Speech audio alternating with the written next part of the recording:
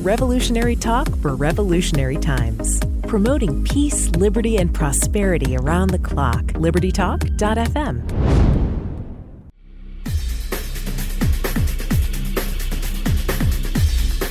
Welcome to Living the Solution with Dr. Elena George. Today we have a friend of the show, somebody I love speaking with because she is just a wealth of information. And every time she comes on, I think that, we've reached the end point of things that are going on in our school system, and I've been consistently wrong. Today we're going to speak with Miss Lynne Taylor, the Common Core Diva, and she has more information to speak with us about. And we're hearing daily about mental health issues in our society. And I don't think people pay a lot of attention to what's going on in the school system. That is a parallel universe, apparently, where mental health is being, I don't know if it's being monetized, but it's certainly being placed in high regard. And it's becoming one of the underpinnings of our education system. So, Lynn, I wanted to welcome you back to the show because you just have a lot of things that parents need to know about, as usual. So I will let you get started, but I'll start by asking the first question is, what is the Youth Mental Health Core? Oh, thank you, Dr. Elena. And always, it's such a joy to be back with you.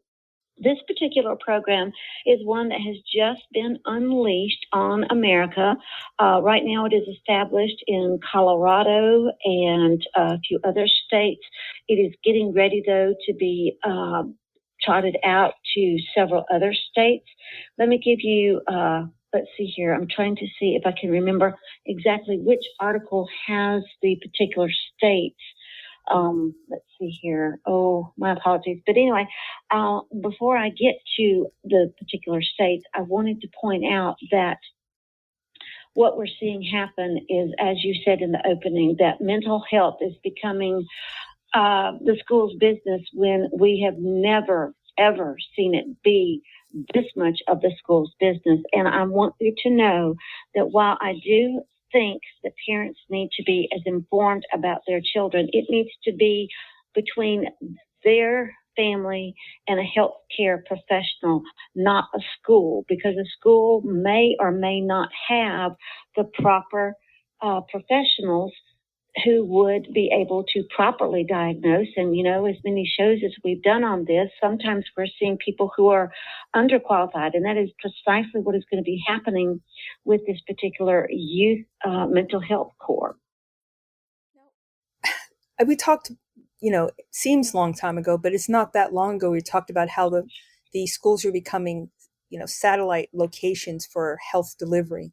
And we've talked about things like contraceptives and vaccines and giving healthcare. This seems to be another log on that fire where they're becoming the go-to. I mean, what is a pediatrician supposed to do? I mean, what's their purpose when you can go and get everything from your counselor or whomever they've deemed to be the counselor in these situations?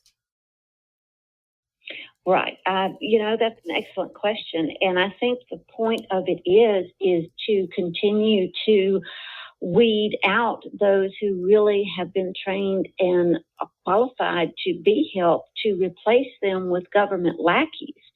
Now, currently, the core members are going to be deployed in Colorado, Michigan, Minnesota, and Texas starting in September.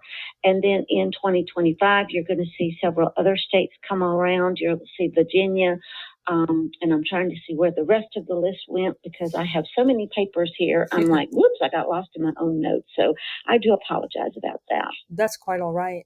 Well, while you're searching for that, my question is, who trains these guys? If it's not a psychiatrist or somebody who's a trained therapist, every time you mention the word core, that means to me somehow the government is educating these people and then they're going to fan out. Am I correct in thinking that? Yes, ma'am, you certainly are, because that's precisely who is going to be training these people is the government. And you've got it coming from not only the Centers for Disease Control, but you have it coming from the Department of Labor. You also have it coming from the Department of Education, as well as any other public-private partnership that they can possibly involve in this particular effort. And it's absolutely egregious how much money is going to be going on in this particular program. Let's see here. I was trying to find out if it tells me here what the states are. Okay, let's see here. All right, so far we have Colorado, Michigan, Minnesota, and Texas. Fall of 2025, California, Iowa, Maryland, New Jersey, New York, Utah, and Virginia, with overall plans to go to all 50 states and American territories.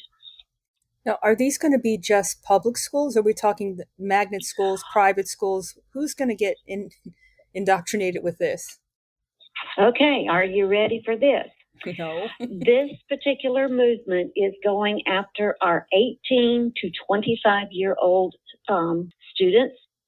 So this is not going to get them necessarily in high school, but just as they're coming out of high school, they're partnering with community colleges, and these people will be trained in the CDC's models, as well as the Department of Labor's models, not only to go out in the community and say, oh, yes, we are going to be what Colorado is calling a near peer. We're going to come out here and tell how we can get you connected with more government mental health services, because after all, you're too stupid to find them on your own. So we're going to point you to them. But I want you to stop and consider one thing, Dr. Elena. When you look at the current population of 18 to 25-year-olds, where did they just come from? How long have we had Common Core? We've had it since about 2008. So we have young people who were bred in this system, and now they're going to be quasi-trained to go out and be a Band-Aid for the community in the same system that has screwed their heads on backwards. But yet we're supposed to trust that because the government's going, oh, well, we're pumping millions and millions of dollars into this. So this seems more like a social construct than it does a medical one. So these guys are not going to medical school. They're not doctors, right? They are not social workers. They're not really going to professional schools and then taking these jobs. It's as if they're homegrown. They've got their curriculum. They've got their mindset. And, you know, when you're a hammer, everything's a nail. So they're looking for anybody who's having a bad day, essentially. And then they're going to get, am I correct, labeled? Yep. And, you know, we've talked about that on so many shows. What about if Johnny and Susie are having a bad day at school? It doesn't mean they need some sort of mental health intervention and lots of psychotropic drugs. What it means is we need to stop for just a minute and look, is it just a bad day or is there a problem? And we certainly don't need to start this in preschool, but this is going across the board. Now, I wanted to point out one thing. I've been saying that this is partly funded, this is partly funded and led by the Department of Labor. And you're going to sit there and go, well, why in the name of all that's holy would that be?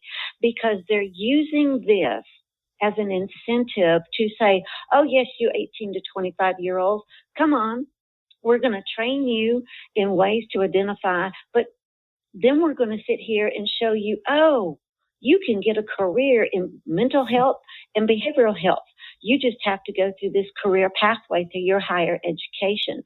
So again, we're seeing the system prop up the system to go put people in a system that is so corrupt and so against proper mental health and proper treatment and proper diagnosis that we're seeing our kids who've already been indoctrinated going to be unleashed on everyone else. And if that doesn't make you angry, I don't know what else on this show would, because that is one of the solutions.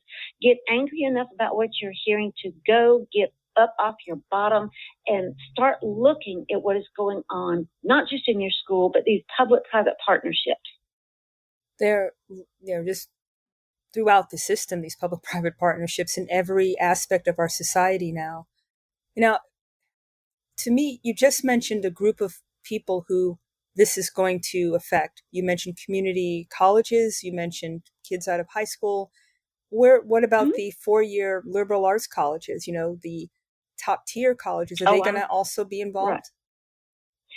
From what I've understood from the documentation that I've seen, anyone who wants to be able to go get a stipend, go make a difference, because that's how they're selling this. They're selling this as, oh, it's a win-win because you'll be able to go and help someone else.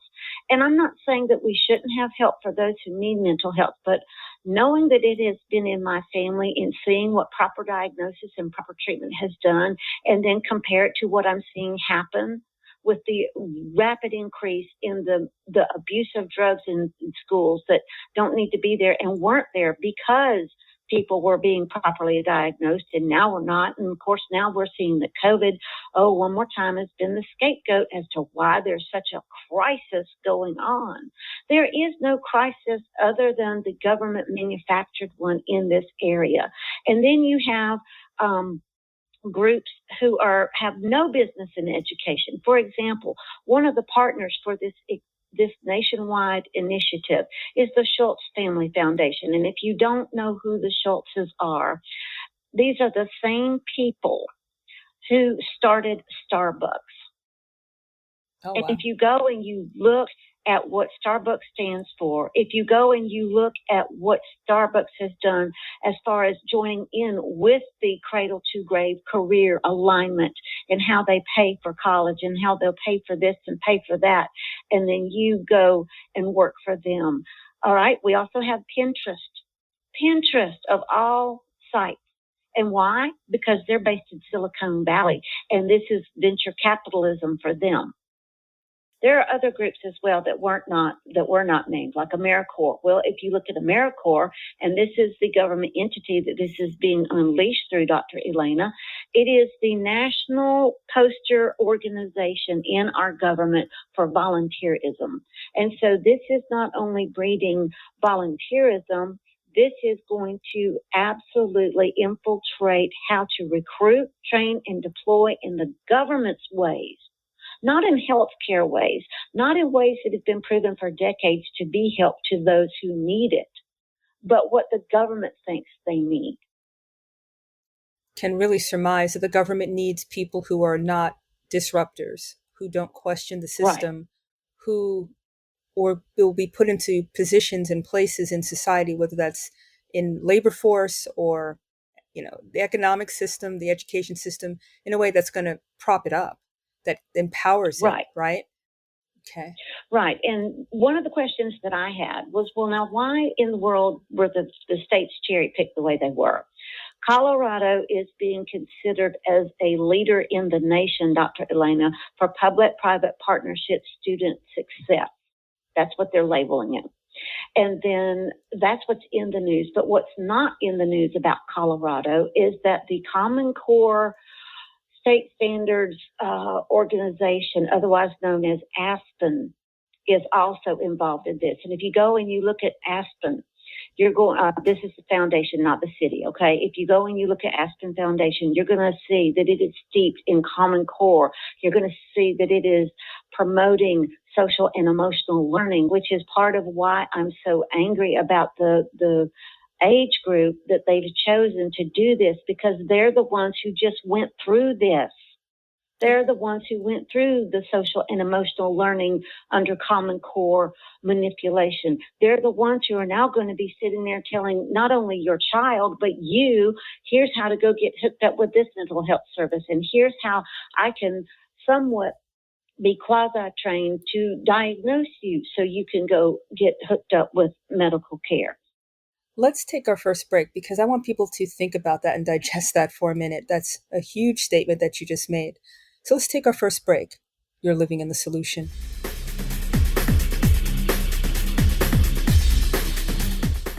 Welcome back to Living the Solution. We're speaking with Miss Lynne Taylor. And, as a disclaimer, mental health is real, right? This is a problem throughout our country. And if you have any issues that it's really troubling you, you should seek professional attention. There's nothing wrong with that. That shows strength to be able to ask for help. This system that you just described doesn't to me equal that. So we're not talking about doctors making assessments based on, a background where you can diagnose somebody and treat them. It's as if you're herding people into these categories so that you can label them and, Hmm. control the rest of their lives. I mean, if you think about, well, Right. let's backtrack for those who are new to the show. What is social emotional learning? Because you've talked about that multiple times, and it's still a little bit, Right. out there to me that people do that. But what is that exactly?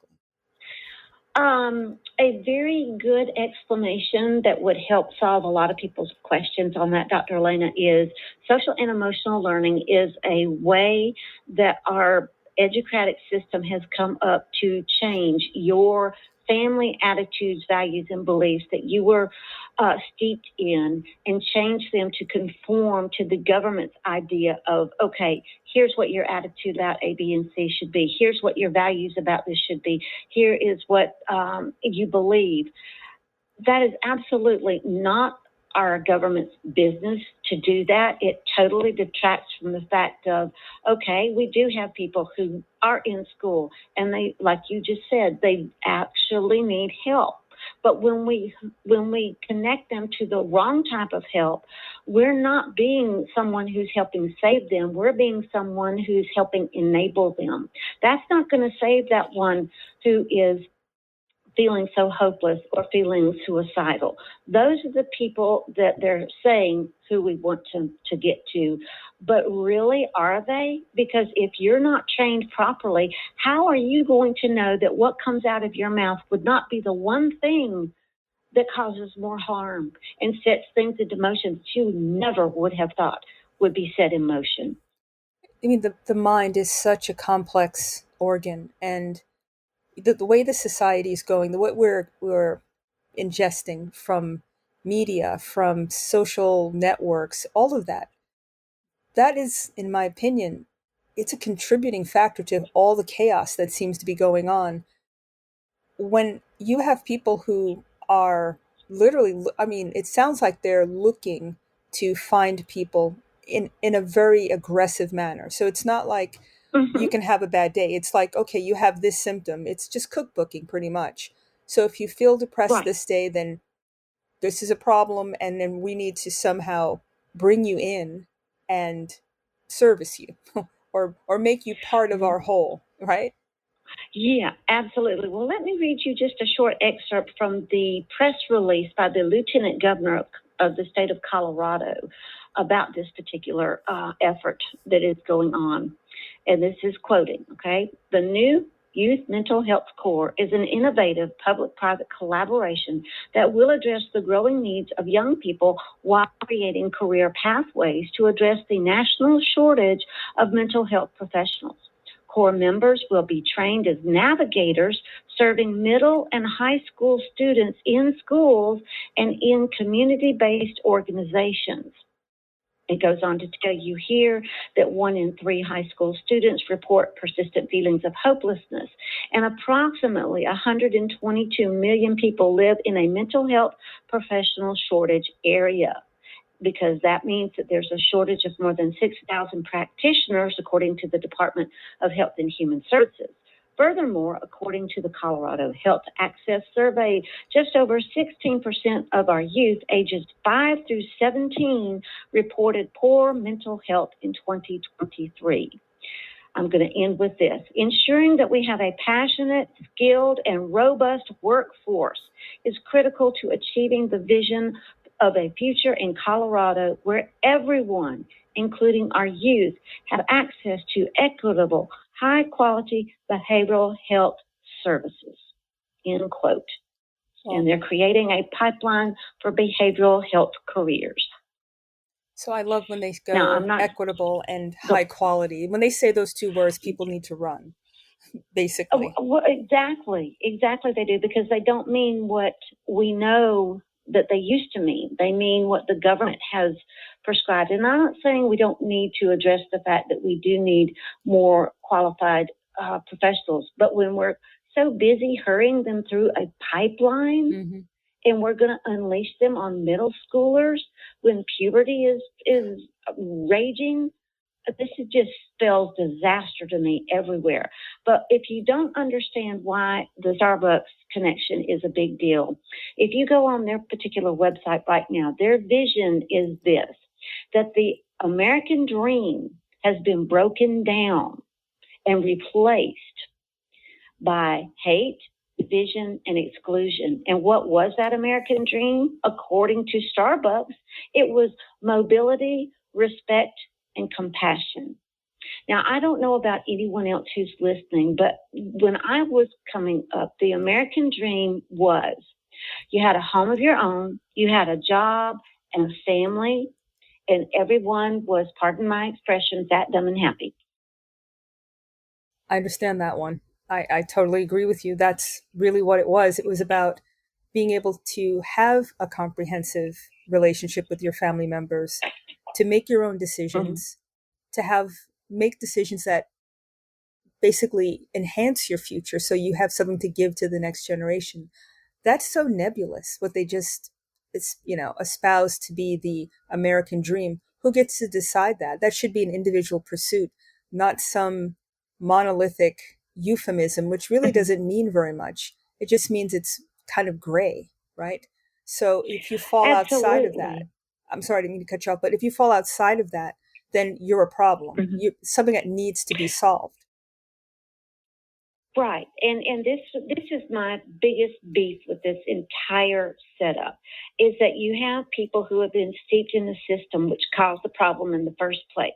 They're not going to be the ones who will solve the problems. They're just going to help you be put under more government outcomes. And we know from the shows that we've done, Dr. Elena, anytime the government in any initiative, program, or whatever uses the word outcome, that's another one you need to run from, because it doesn't mean what we have been trained to hear it mean, which is that you're going to come out just fine and you're going to have a nice and happy life. What it means is that the government has decided this is how Elena will be, and this is where her future will be, and this is where she will work, and this is where she will live, or that Lynne will be, in a different location, in a different job, in a different career. It's not allowing us to be free Americans as it is under a thumb. Now, we need to understand that according to this particular partner pack that these kids are going to be, and when I say kids, I mean 18 to 25-year-olds, what they're going to be trained in is that, you have 1 in 3 high school students who are feeling hopeless, especially our girls, which means that 122 million citizens in our communities are saying that, they don't have access to mental health services. This also means that between 10 and 14 years, according to this particular training package, that those children between 10 and 14 years, there's a 62% increase in suicide, which is the second leading cause of death in children. Do you want to know, if you look at the surveys that parents were given connected to this, they were more concerned about a blasted device or access to an electronic device in their kids' hands than they were the fact of, were Johnny and Susie okay and had access to mental health services? And then you're going to have the government come in and twist that to that, parents are so concerned, yet they can't have access to mental health programs out there. So correct me if I'm wrong. What I'm reading is what you said, is that the parents think that kids are on their devices too much. They're not engaged with each other because it's all virtual and electronic. And that's a real concern, but that's not what the government wants to pay attention to. They've kind of changed them. I love how they do these studies and they create the findings to match what they want the outcome to be. People need to understand, when they talk about science especially, and they talk about these studies, you really have to figure out and ask yourself who's underwriting them, what's their what is their frame of reference, how do they stand to gain by whatever they conclude. And this one is, you need more government programs and more mental health care. Yeah, exactly. And this is from the Centers for Disease Control. I mean, I'm looking at my notes right now, and this was cooked up in December of 2023. You have the CDC Foundation and then a group called the Action for Healthy Kids. Now, when they did this study, they said, okay, our goal is to improve mental behavior and academic supports for students and families. Don't lose the and families, because as we've talked about on other shows before, Dr. Elena, this is not exclusive to Johnny and Susie in public school, okay? Mm-hmm. Who was behind this particular study? The U.S. Department of Health and Human Services. And then they have the audacity to put this disclaimer in. The study does not necessarily represent the views of the government, the CDC, or the Health and Human Services. So if that's the case, why in the name of all that's holy do they even do a study and then put their name on it if they're going to say, oh, well, this doesn't necessarily represent us? Because they mean to do it to you anyway. A little plausible deniability in the meantime, right? Right. Who stands to gain in terms of the CDC? I understand the Department of Labor. They want a workforce that they can control and have automate, basically, to create the outcome that they want. What does the CDC stand to gain from this? Uniformity with the United Nations. It all comes down to the UN always, doesn't it? Yeah, because this will marry education back into healthcare one more way. And we know to be a compliant nation, which according to the UN, our scorecard on achievability as far as the Sustainable Development Goals, we're not doing so hot. So this is yet one more way that we can not only satisfy the UN, but we can satisfy the current administration's grab at the mental health supposed crisis that's going on in this particular nation. Now, this particular study that I'm referencing, I want you to hear the numbers. First of all, they used only public school parents, but yet this initiative is going to cover every type of education and every family in your community, okay? Mm-hmm. They did K through 12. They only used, I hope you're ready for this, they only used 1,016 parents and guardians on an online survey. Online? Really? Just 1,000 people is supposed to be template for the entire country. Exactly. When you have millions of people and you're only going to use less than 2,000 people, now the demographic shows that you had 20% of those who participated on some sort of special needs IEP or individual education plan, or 12% were on 504s, which are for the gifted and accelerated. Everybody else was somewhere in the middle. Okay. Mm-hmm. They also used the fact of, this is going to divide children among race and economics. And of course, they have to have that broken down because the education level has to be the same across the board. As we have said before, there is nothing racial about this because this is going after everyone. Skin color is not in this, and that is exactly what the government means when they say race. Because if you cut us open, you look at our blood, it's the same color. If you looked at our brains, same brains. We're not different races. We're all the human race. We have different skin colors. Our economic levels are not supposed to be the same because that was not supposed to be the way that the American dream worked. You were going to have others who had a lot. You had some who had a little. You had some who were somewhere in the middle. It's called variety. It's called choice. But we can't have that anymore in a compliant society that is so hell-bent on taking everything that it can in this nation. And this is not just through the current administration. This has been going on in Republican administrations as well, because we wouldn't be where we are now had that not happened in previous administrations. I think that's a good place to take our second break because it's really need to get out of this left and right duality, this paradigm. It's all the same, and it's driving everybody into a catchment where you're right. Freedom, pursuit of your own talents and gifts, being able to be an individual is going to be stripped. So let's take our second break. You're living in the solution.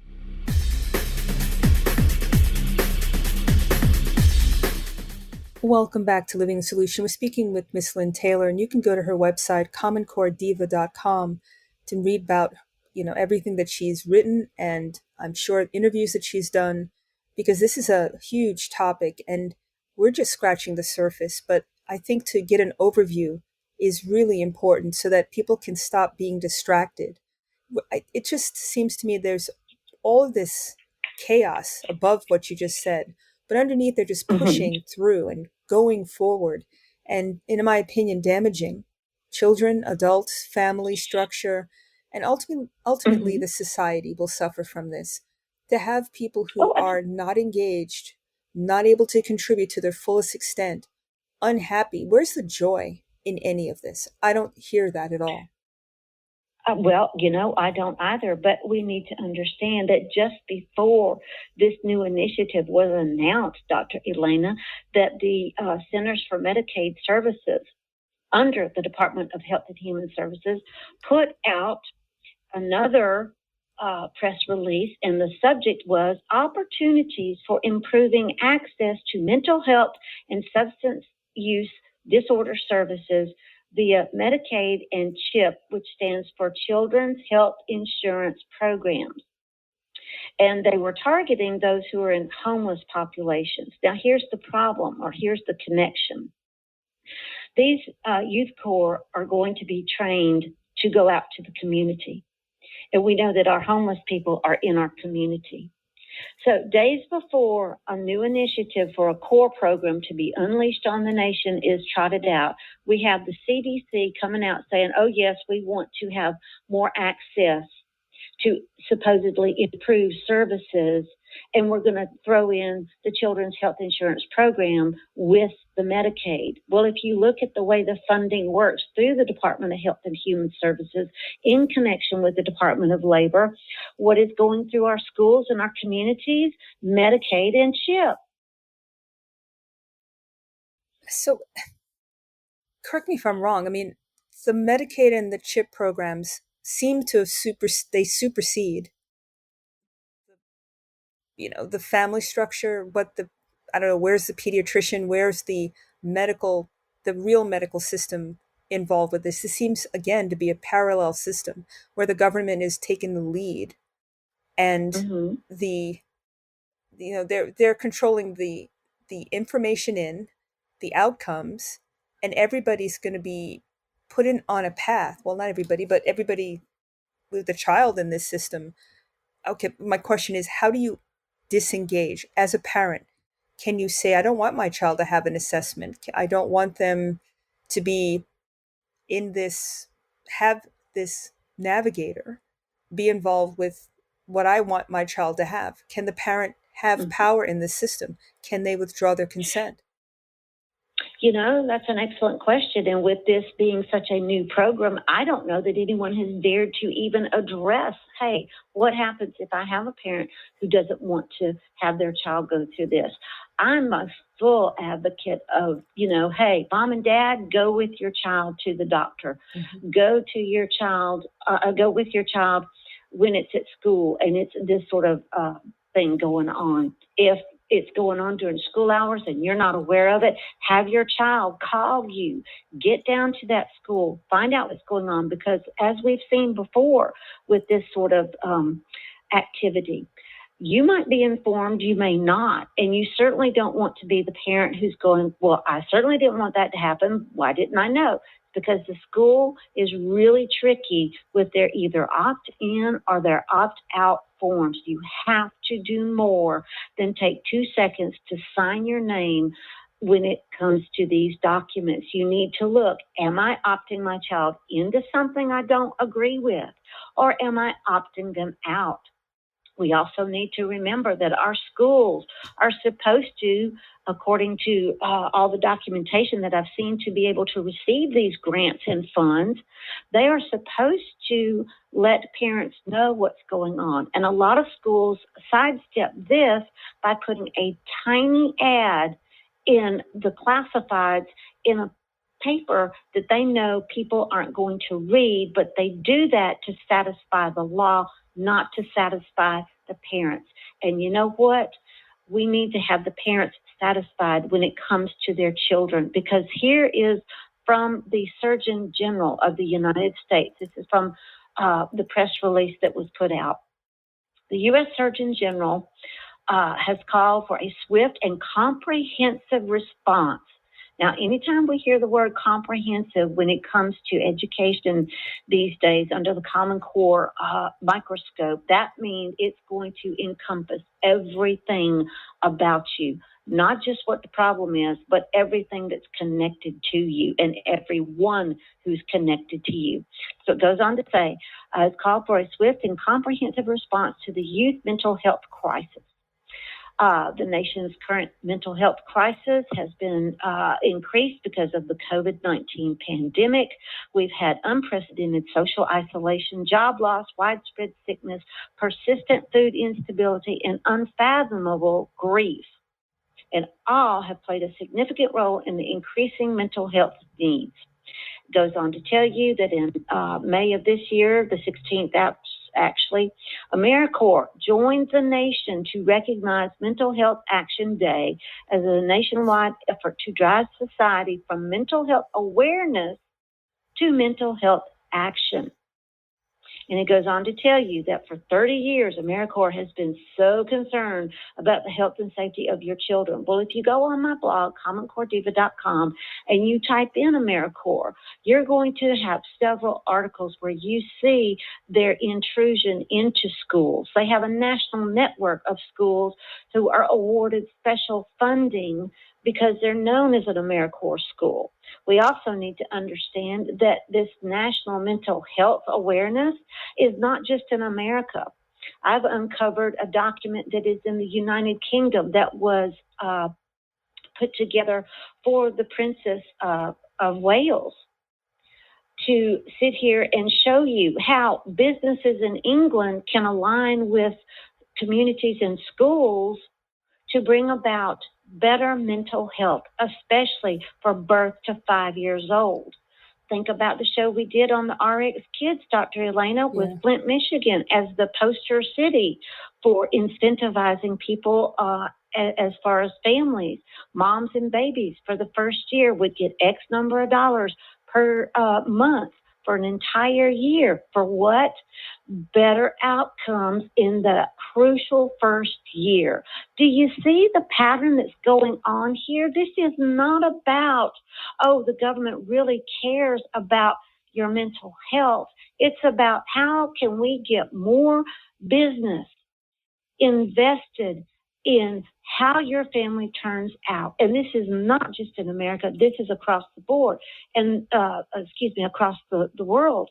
And the reason I know that is because in that stupid report, it said it was a business report for businesses to leverage their corporate responsibility to transform the community so that we could have better conformity to the Sustainable Development Goals and realize Sustainable Development Goal number 3, which is good health care for all. Yeah, you just said a mouthful. I mean, it's a grid that these puzzle pieces are really starting to click in.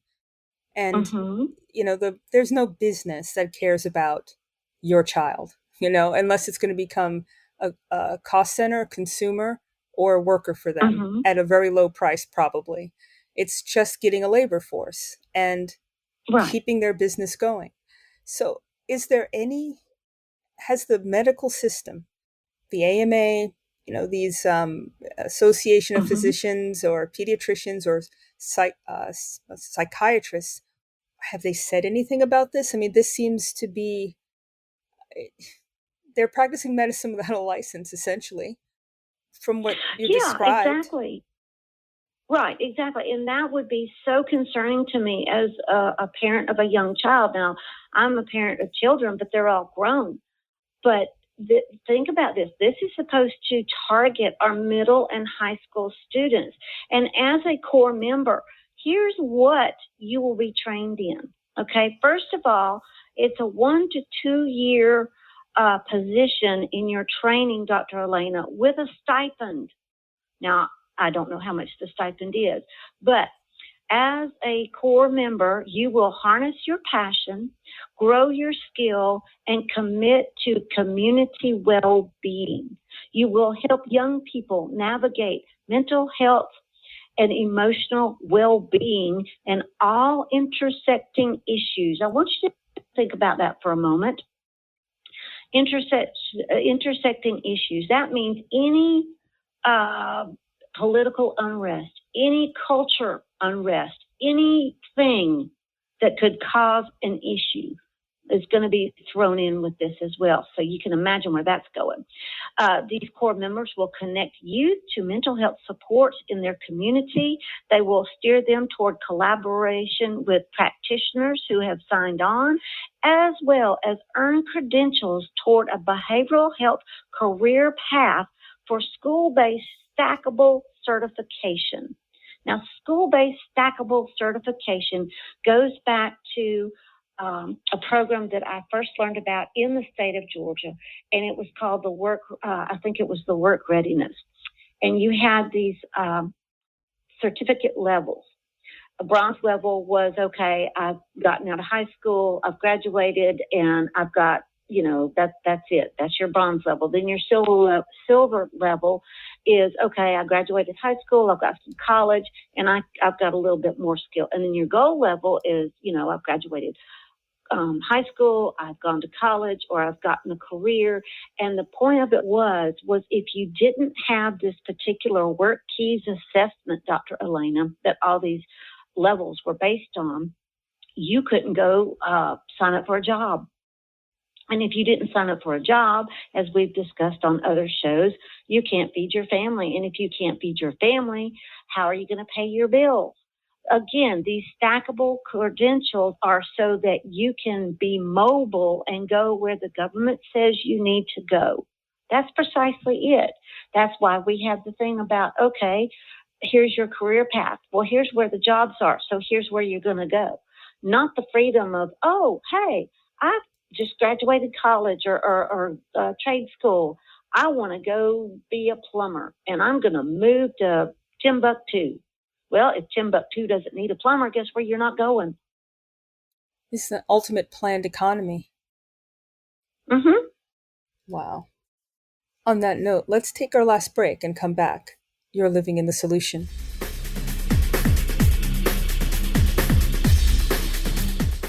Welcome back to Living the Solution. We speak with Miss Lynne Taylor. And, this planned economy has been one of the things that I remembered when we were starting to move away from more of the word democratic is being used in such a way now that it doesn't mean what it used to mean. But what you just described, where you use your skills and talents, you gain them in order to do what you want to do. This system is getting rid of the individual pursuit. If you don't know what it is, you'll never want to strive for it. It makes you very pliable, very controllable, and the system works really well. If you don't know what good is, you can't strive for it, right? So right. I can imagine a couple of generations down the road of this, maybe not even that long, you won't have anybody doing anything outside of what the government deems you're worthy to do. That's a really dystopian view, isn't it? Well, it is, but that's the heart behind these career paths, because look at how young they're starting the children on these career paths. It's not middle school and high school. It is absolutely not. We're starting to look at people saying, okay, Johnny and Susie are going to be A, B, C, and D as far as their work or their career in preschool. You're putting the cart before the horse. Mm-hmm. Now, we've been talking about the states who are getting ready to unleash this, specifically Colorado, for our example. But let's look at a state that's going to start this next year, and that will be Virginia. All right, $14.2 million, Dr. Elena, federal leveraging funds for the state of Virginia alone, that will seek these youth mental health core volunteers for the public-private partnership agenda and groom them for workforce development. And you've got handpicked people by the governor of Virginia, who supposedly is this fabulous Republican. And here he is cherry picking this council who's going to oversee this, because we have to build more community resilience. This is not a Democratic versus Republican issue. This absolutely is not.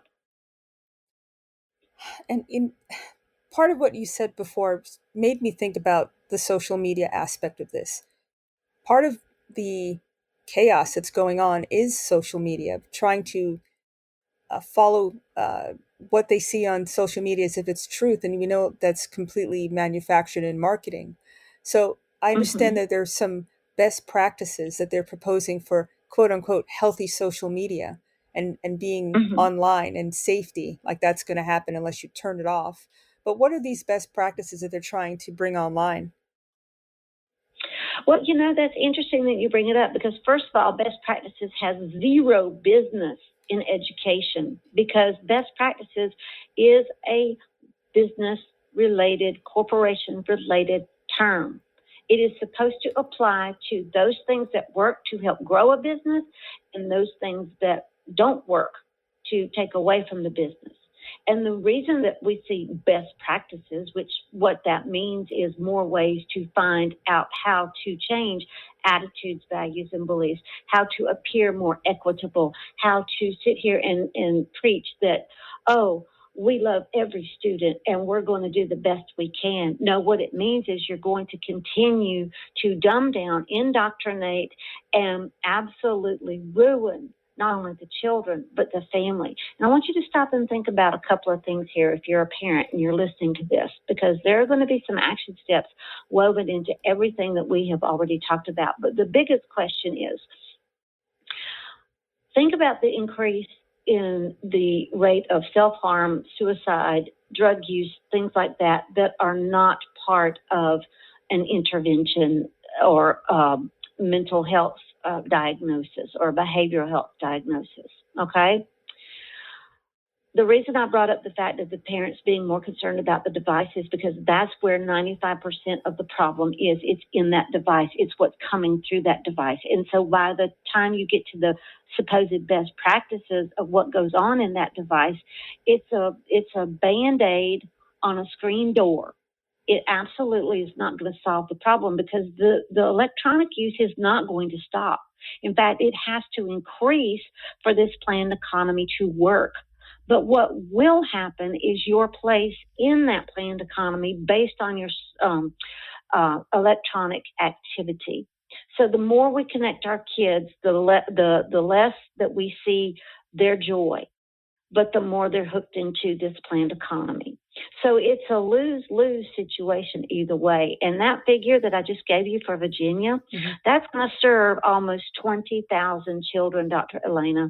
So think about a small town or a medium-sized town, the entire population, and this is what we're setting them up for. I mean, the worst case scenario is you've just taken the children away from the family structure, placed them in this system where they're literally cogs in this system. And the question that has to be asked is, will it create more mental challenges for people? Because not being able to be themselves and not being able to speak freely. I mean, I can imagine social credit scores can be attached to this too, if the child is somehow disruptive. Right. And we need to understand, and here's another question for parents.